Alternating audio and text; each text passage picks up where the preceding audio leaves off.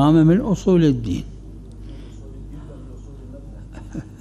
لأن مذهب أهل البيت هو الدين، يعني غير مذهب أهل البيت هذا مو دين.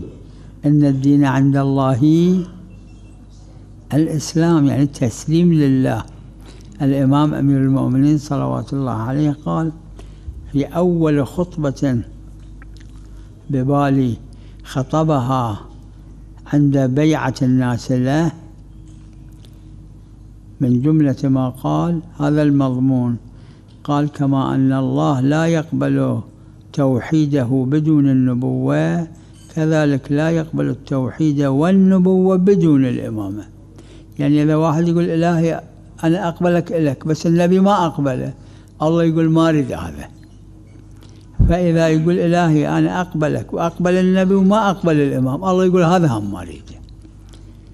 على كل الإمامة من أصول الدين، الدين الصحيح.